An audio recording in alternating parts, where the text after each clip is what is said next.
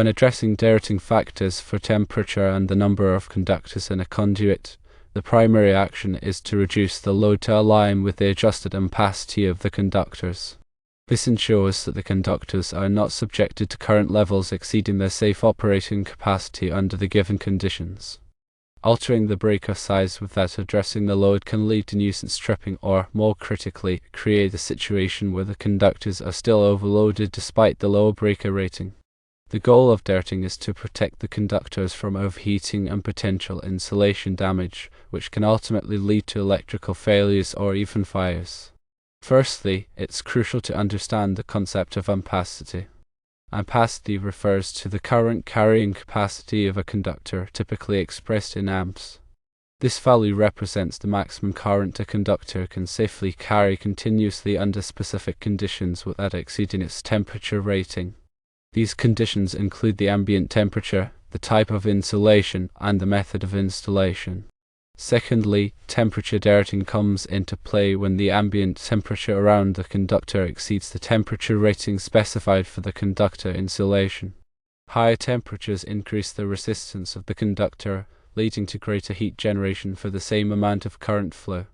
This increased heat can further degrade the insulation, reducing its lifespan and potentially causing it to fail.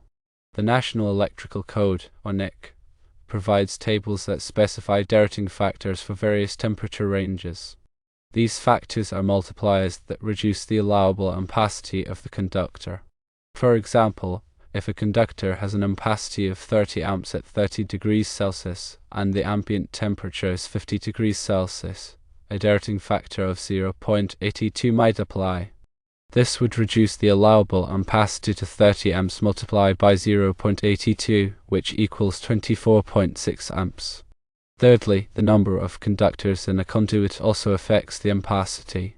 When multiple current-carrying conductors are bundled together in a conduit or cable, the heat generated by each conductor can raise the overall temperature within the conduit. This mutual heating effect reduces the ability of each conductor to dissipate heat effectively. Again, the NEC provides tables that specify derating factors based on the number of current-carrying conductors in a raceway or cable. For example, if there are 7 to 9 current-carrying conductors in a conduit, a derating factor of 0.70 might apply.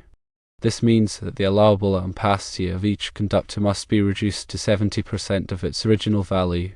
To illustrate the combined effect of temperature and conductor derating, consider a scenario where a circuit consists of number 12 American wire gauge, or AUG, conductors with a base ampacity of 30 amps.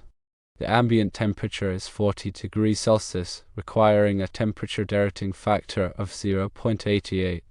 There are also 4 current-carrying conductors in the conduit, requiring a conductor derating factor of 0.80. The combined derating factor is calculated by multiplying the temperature derating factor by the conductor derating factor, which gives 0.88 multiplied by 0.80 equaling 0.704. The adjusted ampacity is then calculated by multiplying the base ampacity by the combined derating factor, which gives 30 amps multiplied by 0.704 equaling 21.12 amps. This means that the conductors can only safely carry a maximum of 21.12 amps under these conditions. Therefore, the load connected to this circuit must not exceed 21.12 amps. Reducing the load to match the derated ampacity is the most direct and reliable way to ensure that the conductors are not overloaded. This can involve reducing the size of the appliances or equipment connected to the circuit, or redistributing the load across multiple circuits. Simply reducing the breaker size to match the derated ampacity is not a sufficient solution. While it may prevent the breaker from tripping due to overload, it does not address the underlying issue of the conductors being subjected to excessive current. The conductors will still be operating at a temperature above their rating, which can lead to premature insulation failure and other problems.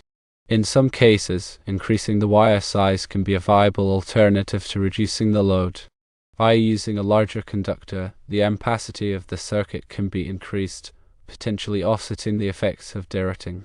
For example, if the original circuit used number 12 AWG conductors with a derated ampacity of 21.12 amps, upgrading to number 10 AWG conductors which have a high base ampacity, could increase the derated ampacity to a value sufficient to handle the original load.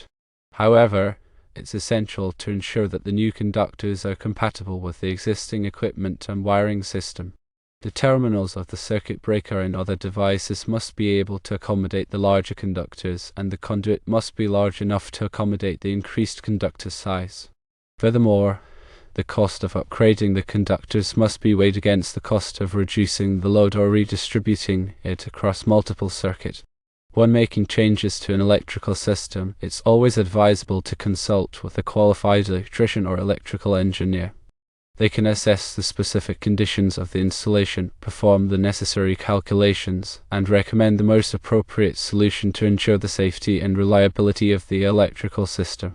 Moreover, understanding the relevant sections of the NEC is crucial for ensuring compliance with safety standards. The NEC provides detailed guidelines on conductor ampacity, derating factors, and other aspects of electrical installations.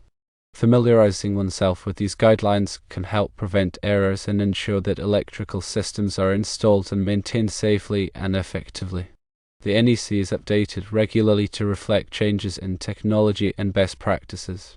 Therefore, it's important to stay current with the latest edition of the NEC to ensure that electrical work is performed in accordance with the most up-to-date standards. In summary, when addressing derating factors for temperature and the number of conductors in a conduit, the primary focus should be on reducing the load to match the derated ampacity of the conductors. Simply reducing the breaker size is not a sufficient solution, and increasing the wire size may be a viable alternative in some cases.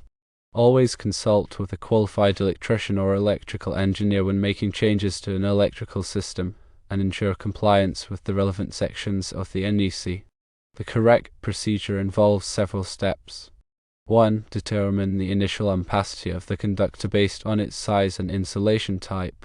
This information is typically found in NEC Table 310.15b16. This table provides ampacity values for various conductor sizes and insulation types under specific conditions, such as an ambient temperature of 30 degrees Celsius and no more than 3 current carrying conductors in a raceway or cable. 2. Apply temperature derating factors if the ambient temperature exceeds the temperature rating of the conductor insulation. Use NEC Table 310.15b2 to determine the appropriate derating factor based on the conductor's temperature rating and the actual ambient temperature. Multiply the initial ampacity by the derating factor to obtain the temperature-adjusted ampacity. 3. Apply conductor derating factors if there are more than 3 current-carrying conductors in a raceway or cable. Use NEC Table 310.15b3 to determine the appropriate derating factor based on the number of current-carrying conductors. Multiply the temperature-adjusted ampacity by the derating factor to obtain the final derated ampacity. 4. Ensure that the load connected to the circuit does not exceed the final derated ampacity. If the load exceeds the derated ampacity, reduce the load, increase the wire size, or redistribute the load across multiple circuits. 5. Select a circuit breaker with a rating that does not exceed the ampacity of the conductors. The circuit breaker is intended to protect the conductors from overcurrent, so its rating should be less than or equal to the conductor ampacity. However, it is important to note that the circuit breaker rating should also be appropriate for the load connected to the circuit. 6. Verify that all connections are properly made and that the wiring system is installed in accordance with the NEC and other applicable standards. Poor connections can cause excessive heat and voltage drop, which can further reduce the ampacity of the conductors. 7. Consider the voltage drop in the circuit. Voltage drop can reduce the performance of equipment and increase the risk of overheating. The NEC recommends limiting voltage drop to no more than 3% for branch circuits and 5% for feeders. If the voltage drop is excessive, increase the wire size or reduce the load. 8. Ensure that the equipment connected to the circuit is properly grounded. Grounding provides a path for fault current to flow back to the source, which helps to protect people from electric shock and reduce the risk of fire. 9. Inspect the wiring system regularly for signs of damage or deterioration. Look for cracked or brittle insulation, loose connections, and other problems. Repair any problems promptly to prevent electrical hazards. 10. Keep records of all electrical work performed on the system. This will help with troubleshooting and maintenance in the future. The record should include the date of the work, a description of the work performed, and the name of the electrician or contractor who performed the work. By following these steps, you can ensure that electrical systems are installed and maintained safely and effectively. Remember to always consult with a qualified electrician or electrical engineer when making changes to an electrical system and to comply with all applicable codes and standards. It's also important to understand the difference between continuous and non-continuous loads. A continuous load is a load that is expected to operate for 3 hours or more at a time. The NEC requires that the overcurrent protection device for a circuit supplying a continuous load be rated at no less than 125% of the continuous load. This means that if a circuit supplies a continuous load of 16 amps, the circuit breaker must be rated at least 20 amps. Non-continuous loads are loads that are not expected to operate for 3 hours or more at a time. The overcurrent protection device for a circuit supplying a non-continuous load can be rated at 100% of the non-continuous load. In addition to derating factors, it's also important to consider the ambient temperature when selecting conductors. The ampacity of a conductor decreases as the ambient temperature increases. The NEC provides tables that specify the ampacity of conductors at various ambient temperatures. When selecting conductors, ensure that the ampacity of the conductor is sufficient for the load at the expected ambient temperature. Furthermore, consider the type of insulation used on the conductors. Different types of insulation have different temperature ratings. The NEC specifies the maximum operating temperature for various types of insulation.